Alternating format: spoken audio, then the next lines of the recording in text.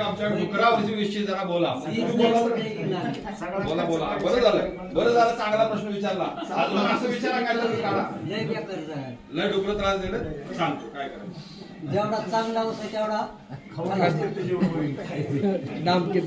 गेल्या वर्षी एकर मध्ये 20 टनाचं नुकसान झाली ना.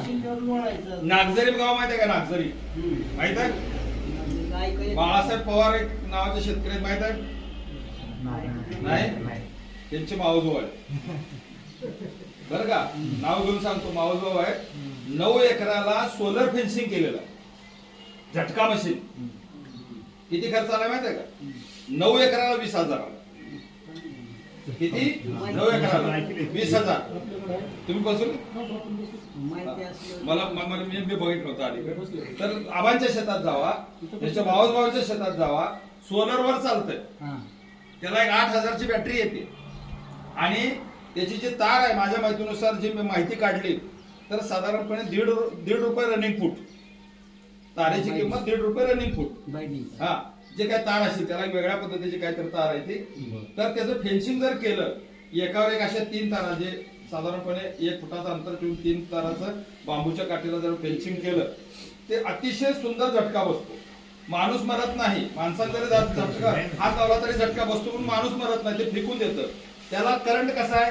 1 सेकंद येतो 1 सेकंद जातो, 1 सेकंद येतो 1 सेकंद जातो, चुट चुट चुट चुट वाजत असतं. आणि असे झटका मशीन आता मी यांच्याकडे बघितलं नागझरीला. तर 9 एकराचा खर्च त्यांनी 20,000 सांगितलं. म्हणजे किती झालं एकराला? 2-2.5 हजार रुपये. तर अशा पद्धतीचं तुम्ही करू शकता. आणि एकदा झटका बसल्यानंतर ते काही जवळ येत नाही. हा पहिला मुद्दा. दुसरा अजून काय करता येण्यासारखं आहे? जे सोपं सांगतो तुम्हाला शक्य आहे ते करा. जे मला मी महाराष्ट्रभर फिरत असतो, शेतकऱ्यांनी सांगितलं तेच तुम्हाला सांगत असतो.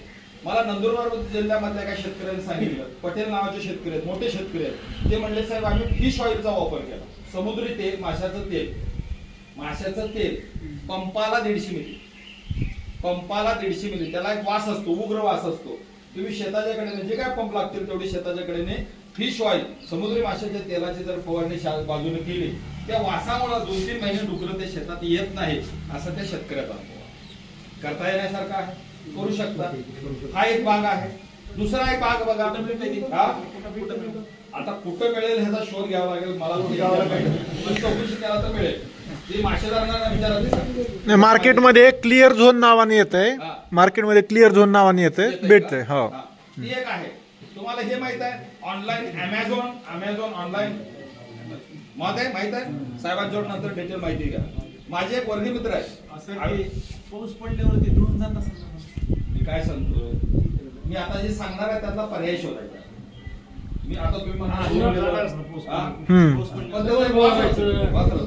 परत एकदा मारायचं त्याला पर्याय परत मारावं लागेल. थांबवायचे. आता मी सांगतो ते ऐकून घ्या. त्यात आपल्याला सोपं काय त्याचा एक म्हणजे समुद्री माशाचं तेल. दुसरं मी आता जे सांगतोय अमेझॉन नावाची कंपनी आहे. ऑनलाईन तुम्हाला मटेरियल देते. सर माझा एक वर्ग मित्र आहे अविनाश साळुंके म्हणून. आपले ते साळुंके साहेब नाही, माझा क्लासमेट आहे साळुंके म्हणून. तो पेस्ट कंट्रोल वरती काम करतो. म्हणजे जंगली प्राण्यावरती काम करतो. माकड असेल, डुक्कर असेल किंवा तुमचं रानगावा असेल, नीलगाय असेल, यावरती काम करतो. आणि कोकण कृषी विद्यापीठाबरोबर संशोधन करून त्याने औषध असं शोधून काढलेलं आहे. पंपाला 150 मिली. शेताच्या बाहेरनं जर फवारणी केली, फक्त त्यांचं म्हणणं असं आहे की फवारणी अशी करा, कमीत कमी त्या शेताच्या 4 बाजूने जुने ज्या साड्या बिड्या असतात का नाही त्या साड्या पहिला बांधून घ्या. किंवा बांबू लावून बांधलं तर उत्तम, नसेल तर त्या उसाला तरी बांधा आणि त्या साडीवर फवारणी करा. त्याच्या जवळनं जर गेलं तर त्याला वास येतो, ते आत जात नाही. धक्का लागला तर ते अंगाला खाजवतो. तोंडाला लागलं तर तिखट लागल्यासारखं लागतं. म्हणून जिथं ती फवारणी केली, ती फवारणी केल्यानंतर तिथं डुकराचा प्रादुर्भाव कमीत कमी 2 ते 3 महिने होत नाही. त्याचं नाव आहे पिग आउट. अमेझॉन मध्ये वरती मिळतं. पिग आउट, मंकी आउट अशा पद्धतीची औषधं आहेत. त्याचा विचार करा. मिळाला तर ट्रायल घ्या. तुम्हाला पसंत पडलं तर थोडा वाढ मागवा. साहेबांच्याकडून कसं ऑनलाईन मागवायचं समजून घ्या. अमेझॉन वरती मिळतं पिग आउट नावाने. पिग म्हणजे डुक्कर. हाय करता येण्यासारखा. आपल्याकडे परभणीला एक कृषी विद्यापीठ आहे. त्यांचं संशोधन काय सांगतं, ते म्हणतात की तुम्ही आता जो आम्हाला गुलाल लावला तसं इलेक्शन जिंकल्यानंतर गुलाल उधळता का नाही, किंवा देवाला गुलाल लावता, ज्योतिबाच्या डोंगरावरती जो गुलाल ओरिजिनल गुलाल, तो गुलाल शेताच्या बाजूने टाका.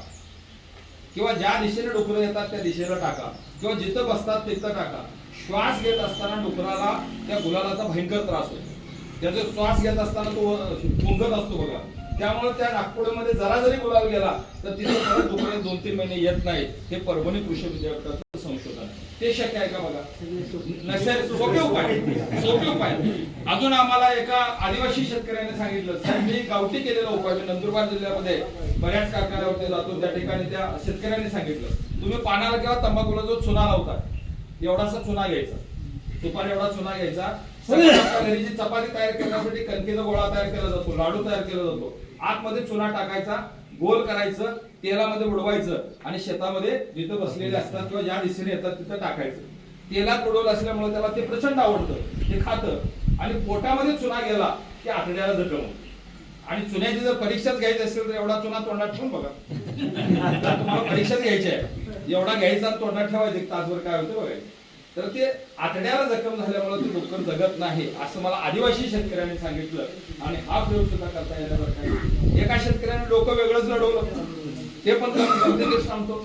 एक शेतकरी म्हणला, साहेब मी वेगळ्या पद्धतीने नियंत्रण करण्याचा प्रयत्न केला. आपल्याला जे इंजेक्शन करण्याची सुई असते ती मेडिकलमध्ये मिळते, ती सुई विकत आणली म्हणला. आणि जे विषारी जी कीटकनाशक आहेत जे आपण फवारणी करतो, आता सांगितलेल्या पैकी कुठलंही कीटकनाशक इंजेक्शन न घेतलं बरोबर. आणि जे समोसा असतो, भजी असतात, तळलेले पदार्थ, कचोरी असते, इंजेक्शन आतमध्ये औषध सोडलं आणि ते खायला दिलं. वरनं तर वास काहीच नाही, आतमध्ये तर विष आहे. अशामुळे सुद्धा मला नियंत्रण करता आलं असं सांगितलं. आणि शेवटचा उपाय सांगतो, करता येण्यासारखा आहे. शेतकऱ्यांनी सांगितलं, मी सुद्धा प्रचंड असतो, तुम्ही सुद्धा असाल.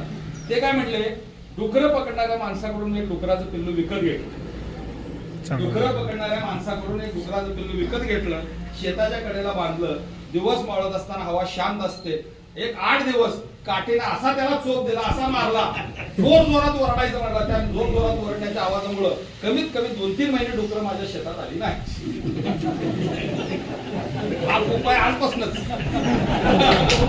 आहे की नाही? शक्य सांगा भाऊ, शक्य आहे का सांगा मला? सांगा, ते जोर जोरात ओरडलं तर त्याच्या भाऊबंधांना आवाज जाणारच. 5 किलोमीटर एरियात आवाज जातो. ते आला इथं धोका आहे म्हटल्यानंतर त्या एरियात तुमच्या डुकरं येणार. मला सांगा, सांगण्यातलं काय काय अवघड आहे सांगा, करता येण्यासारखं. पण नुसतं डुकरं म्हणून